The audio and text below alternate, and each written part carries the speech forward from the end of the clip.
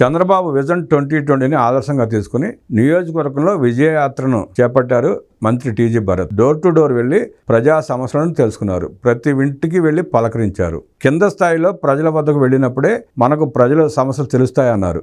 Door to door వెళ్ళినప్పుడు ఓర్పు సహనం ఉండాలని, ప్రజలకు ఓపికగా సమాధానం చెప్పాలని, వైసీపీ మూకలు రెచ్చగొట్టే చర్యలు చేస్తారు, అప్రమత్తంగా ఉండాలన్నారు. గడప గడపకు వెళ్ళినప్పుడే గ్రౌండ్ రియాలిటీ తెలుస్తుందని, ప్రజలకు చేరువ కావచ్చని, ప్రజానాయకుడిగా మారవచ్చు అన్నారు. టీవీలు, ఇప్పుడున్న సోషల్ మీడియా ద్వారా మనకు తెలిసేది తెలియచెప్పేది 50% మాత్రమేనని, నాయకుడు ఎప్పుడు ప్రజల్లో ఉండాలన్నారు. ప్రజా సమస్యల పరిష్కారానికి ముందడుగు వేయాలన్నారు. దీనికి మన అధినేత చంద్రబాబే మనకు ఆదర్శం అన్నారు. ప్రభుత్వ కార్యక్రమాలు చేయబోయే కార్యక్రమాలకు ఇంటింటికి వెళ్ళి చెప్పాలన్నారు.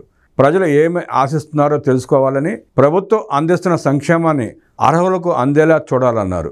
పేదరిక నిర్మూలనకు ప్రతి ఒక్కరూ పాటుపడాలని, విజన్ 2047 లక్ష్యాల్లో భాగంగా ఆంధ్రప్రదేశ్ ధ్యేయంగా మనం ముందుకు వెళ్లాలని కోరారు మంత్రి టీజీ భరత్.